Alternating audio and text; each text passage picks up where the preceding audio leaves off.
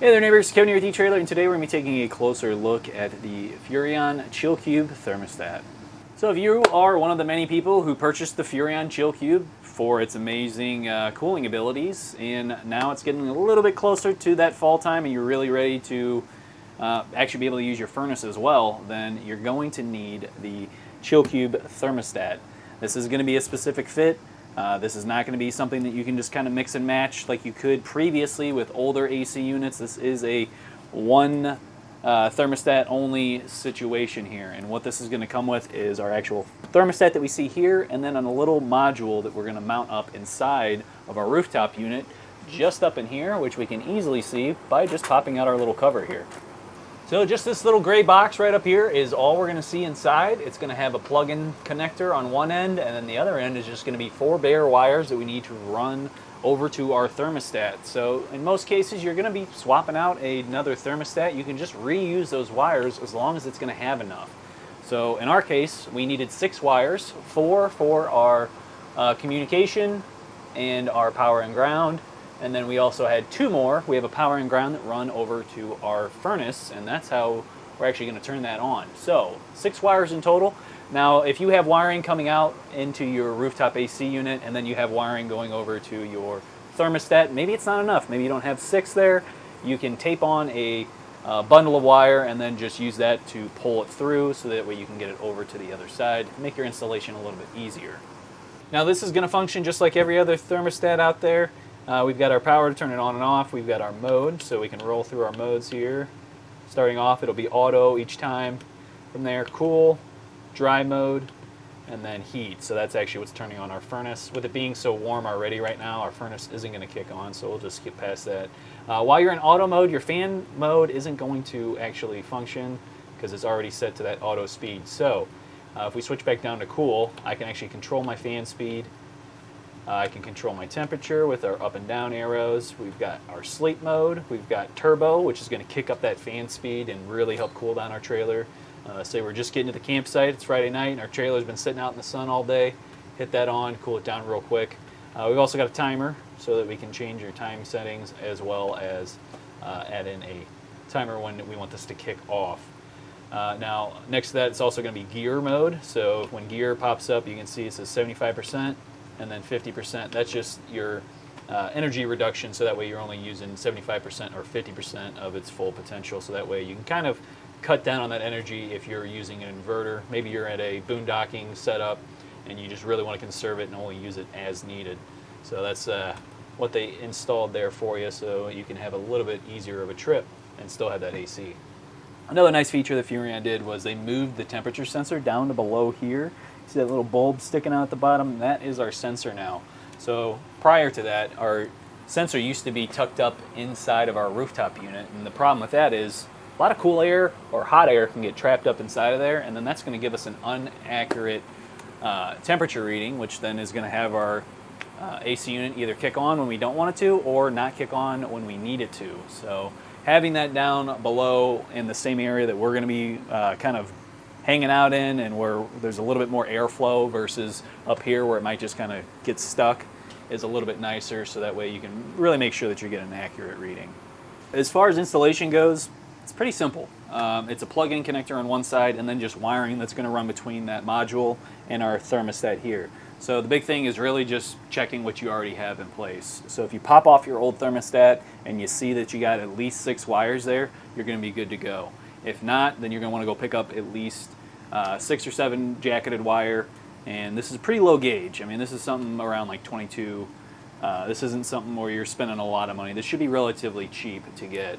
And then what I did in the past is just tape on to my existing wire and then pull that through. I'd probably start up at the rooftop unit and pull it down, but obviously that's going to really be dependent on your trailer and how things are set up. A lot of time they hide stuff in the walls to where you have 0 access to it. So like right now, if I was having to trace those wires through and I couldn't just pull them previously, I'd be tearing out this wall here. So easiest way, like I said, is just tape and pull through if you need to get those wires in. But other than that, this install is super simple. If for whatever reason you are just having problems with it, maybe you just don't want to deal with it and you know you got a trip coming up and need to get this done, please feel free to use our dealer locator, and you can enter in your zip code to find a shop near you and get it professionally installed. If you are wanting to do this yourself, then stick around and I'll walk you through the process. Starting off our install, we are going to need to be able to get up into our rooftop unit, so we are going to take a few pieces down from our air distribution box, and we have our AC running right now. I'm actually going to turn that off since I am going to be messing with it. This little cover right here, you're going to have two tabs you can just press on to pop it right out, and then when it comes to the wire one, you're going to want to kind of pull down a little bit. It's these two tabs right here that it's catching on. So if you can push it through that, then you can pop it right on out. Now, when I did this install months ago, I had left all the thermostat wires kind of just in here. I need to kind of search around and figure out where they were poking out. I think this might be it right here too. So it's kind of pinched in my stuff here. I'm going to pop the 4 screws that hold our air distribution box cover in place. So there's going to be 2 over here, 2 right here. We will get all 4 of those out.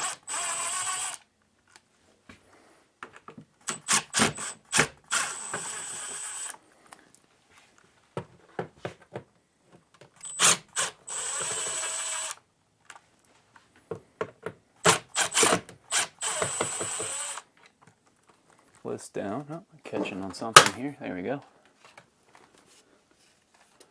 And that's also going to reveal our plug-in for our thermostat.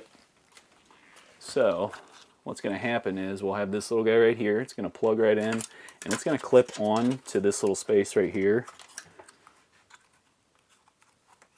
Maybe it's over a little bit, but it's essentially going to clip right into our spot here and live inside of our rooftop unit up in our opening here. Clicks in, and then we're going to run our thermostat wires to here. We'll have 4 wires, which are all nicely labeled. We got red as our 12-volt power, green as our ground. Our communication wire B is going to be blue, and then communication wire A is going to be purple. So we just need to make sure that we're matching that up when we get over to our thermostat. Well, I have fished out my thermostat wires. The other thing we're going to look at is our thermostat from our original one. I already popped the cover off, which I got right here. So if you have an old style Dometic duotherm unit, you can just pull straight out on this. It'll pop right off. There's going to be 2 screws holding it in place, and then here is all of our wiring. So the one thing that's tripping me up here is we've got furnace only coming to our thermostat. This wire's not being used over on the other end. So there must be a separate connection somewhere that we're not seeing for our furnace to send power to it, because this is getting power and then sending power out to the furnace. So we're gonna take a picture. I already did one just showing us what each one of these are actually being used for at the current moment, so that way when we go to do everything else, we kind of have a baseline of what we should go with. So I'm going to take these 2 screws out. We'll get this disconnected. I'm also going to use a little tiny screwdriver to pop each one of these wires out too. All right, there we go. Got our communication wires down. And I'm going to set this aside. Pulled down the junction box. I had a few wires hidden in there as well. So we have our communication for our furnace. That's what I was looking for. So I got power and ground. I'm going to tie that into 2 of the wires on our thermostat side, so that way it can communicate. And then over here I also got just 12-volt positive and ground, and that's just because the old units, typically you'd have 110 plus 12-volt separately coming in and powering it. It wouldn't have just the setup like we do with our Chill Cube, where it's just 110 coming in and then it's converting that to handle the 12-volt loads as well. So with that being said, I'm going to peel back some of this tape, and I'm also going to tuck our 12-volt constant and ground up out of the way. We'll get our junction box back in place, and then we can start butt connecting together all the wires that we need to, so that way we can send all of our information between our main unit over to our thermostat. Now I've got this a little bit cleaned up. I've tucked away the 12-volt power and ground that we had there, put my junction box back up, and I've got my wires all ready to go here. So I've written out exactly what I want to do. So all the wire colors, and then what their functions are going to be, so that way there's no confusion later on. I'm going to start splicing these together. Now with the thermostat, we're going to have 4 of the wires that we're just going to be connecting right up to it, and then on our furnace will have 2 more that we'll need to connect to as well. So I'm going to be using a total of 6 butt connectors, and for this wire gauge I'm just using the little pinks. So we'll get these casings stripped back just a bit.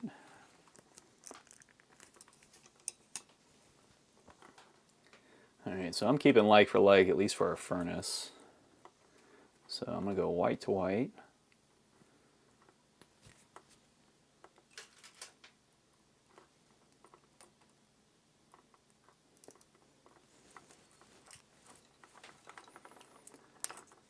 Give that a little tug. That one's good. And red for red.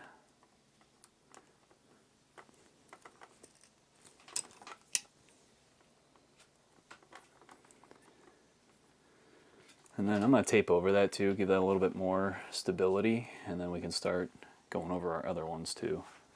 Alright, I'm going to be using yellow on our thermostat wire for my 12 volt power. So I'm going to hook that up to the red.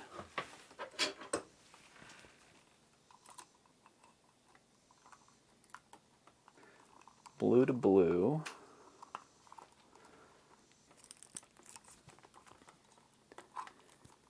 Brown to purple. Purple is one of our other communication wires.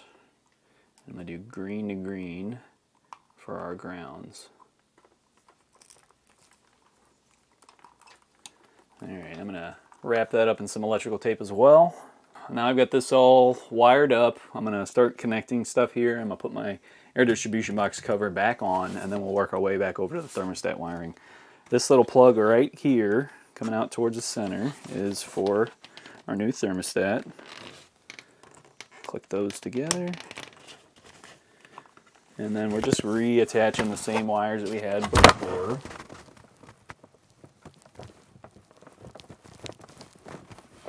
So pretty simple. You can see it's got power again. Now for this little module here, we're going to be clipping it on here, so you can see it's got 2 little tabs and then 1 tab at the bottom. It just hangs there. I've been trying to see if there's any real like thing for it to not be able to move or anything like that, but there's nothing really that it's clicking into aside from just this little wire holder right here. That'd probably be the best way to kind of keep this from moving. Yeah, once we get that in, then we'll push this up. We'll have some wires to tuck up too. So as you're putting this in, you're going to kind of have to fight some stuff.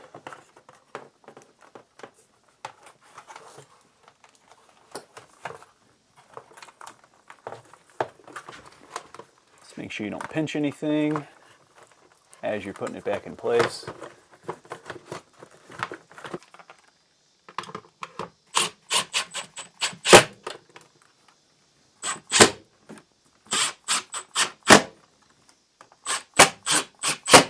We'll have our last cover to pop in. It just clicks right into place. Now we can move over to the thermostat. I'm going to pull the back off here so you can take a little bit closer of a look. We've got our terminals for all of our wiring. You can see it's got BA 12 volt ground furnace.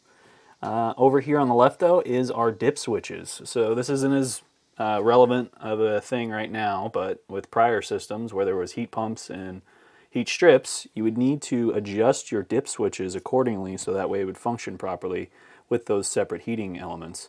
Now in our case, we have it set so that this is going to function with the furnace, but it's not going to go with a heat pump or a heat strip just because there isn't one currently for the Chill Cube yet. So if you are having to adjust them, you can see they're numbered 1, 2, 3, 4, and then on up top, off at the bottom. So really easy to kind of go through there. Most thermostat manuals are going to show you what situation you should have those up or down in, so that way you can make sure you have everything properly set.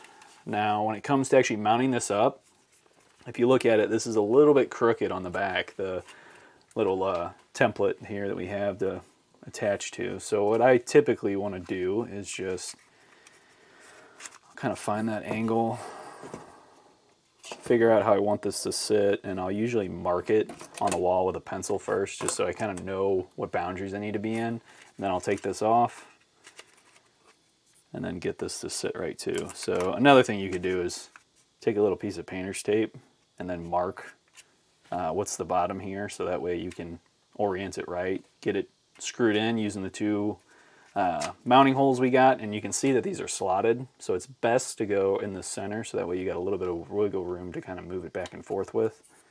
But I'm going to do that right now. I'm going to get this marked so that we have the center on this, and then we can get this all up here. I just took a pencil actually instead of the painter's tape, and I marked center at the bottom and top here. Now we're going to drill through. I had to stop for a second though. Normally I want to go kind of in the middle, so I got a little bit more room to work with on that slot, but there is a black vent pipe for our black tank right behind this wall here, so I got to be pretty far out actually. At least with that one, so that way we don't end up hitting our pipe. This side, I'm going to go right in the center. I don't drop my screw.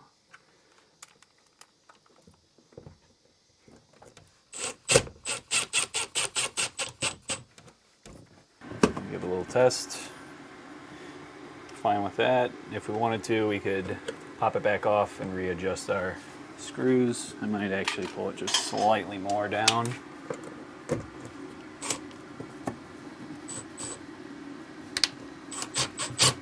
Right there.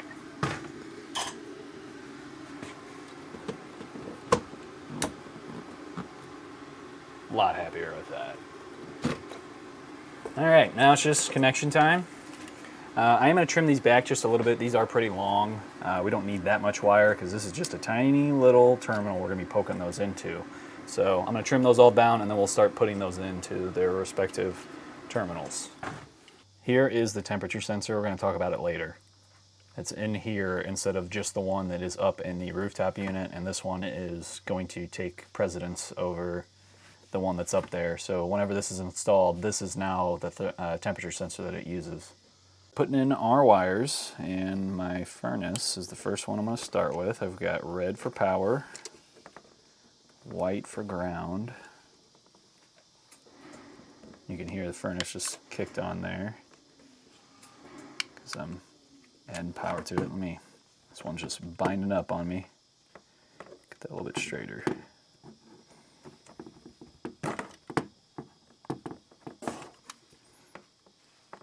All right, we're just going to push in our wires. We've got B as blue. Let's get that up in there.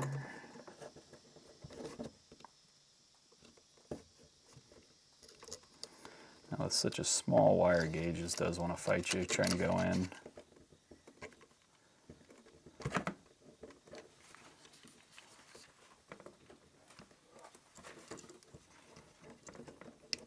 There we go, that one's in. For A, we have brown.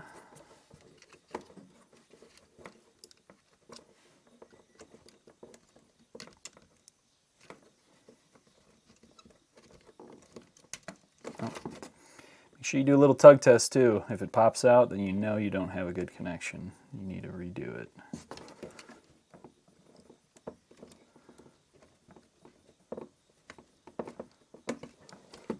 Might even kind of press in on this just a bit, just to help it out.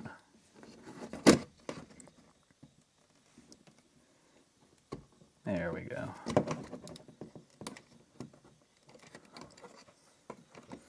All right, 12 volt power we've got as yellow, so we'll bring that down.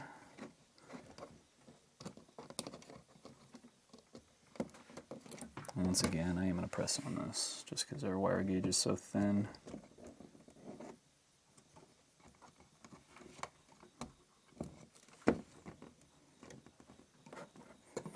Next is ground.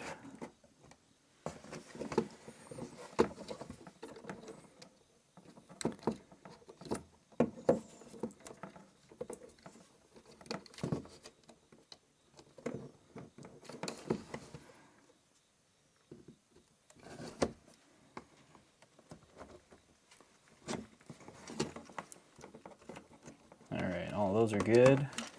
Now we can switch over to our furnace. First one on the furnace there is ground.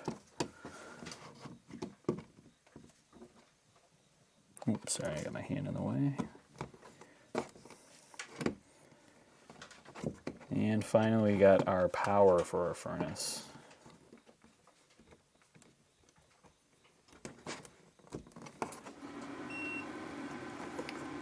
Right there, furnace just kicked on, telling us that it's working.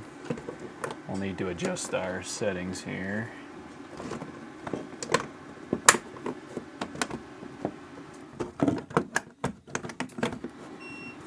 Come on. There we go. We restored power to the trailer now, and we can see our thermostat working just fine. We're in auto mode. That's just the first setting once you turn this on. So if we actually really wanted to change anything up besides just the temperature, like in auto mode, you can switch the temperature, which here, let's put it to 72. So our unit was set at 65. If we look over at our air distribution box, it just switched over to from 65 up to 72. So we are getting communication between the two. It is functioning how it should. Let's put that back. Actually, we'll put it like 68. Now, if we wanted to actually change some other settings or switch our mode, we want to hit the mode button, come down, we can put it into cool. Our furnace isn't going to work for us just yet, just because it's too hot right now. It's supposed to be about low to mid 40s for the morning tomorrow, so we're going to camp it out tonight, and then in the morning we can get a little bit more action here showing you the furnace in use too. But for right now, we'll just keep it in cool. Well, that's going to do it for our look at the Furrion Chill Cube thermostat. My name's Kevin, and if you still have some questions, whether that's just about how this all works or just in general with the installation, how to get it installed on your trailer, especially if you already have your Chill Cube installed, then please feel free to reach out to us via our Ask the Experts link, a comment on this video, or a phone call to our customer service department, and we'd be happy to help you out on your journey.